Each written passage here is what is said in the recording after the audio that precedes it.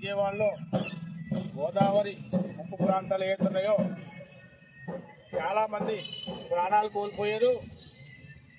చాలామంది వందలాది మంది ఇల్లు నష్టపోవడం జరిగింది.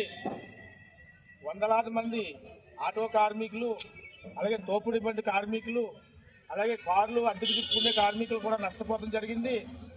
వీళ్ళందరినీ కూడా అక్కడ అనేక పార్టీలు, ప్రభుత్వం అనేక సేవా కార్యక్రమాలు చేసి చాలా వరకు న్యాయం చేయగలిగారు. వీళ్ళందరికీ కూడా నా హృదయపూర్వకంగా ధన్యవాదాలు.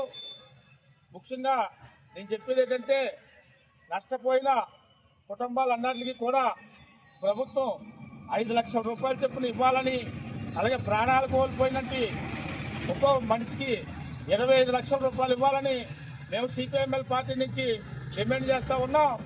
అలాగే ఇవన్నీ కూడా తక్షణం పరిశీలన చేయాలి. అలాగే ఈ రోజుకి ఇంకా కూడా మా పార్టీ నాయకులందరూ కూడా అక్కడ సేవా కార్యక్రమాల్లో ఉన్నారు. మాకు అక్కడి నుంచి పిలుపు రాగానే ఈ రోజు మేము ప్రెస్ మీట్ ఇవ్వడం జరిగింది. ఇది ప్రభుత్వం వెంటనే యాక్షన్ తీసుకుని, అలాగే ఉప ముఖ్యమంత్రి పవన్ కళ్యాణ్ గారు కూడా యాక్షన్ తీసుకుని వీళ్ళందరికీ న్యాయం జరిపిస్తారని మేము కోరుకుంటా ఉన్నాం.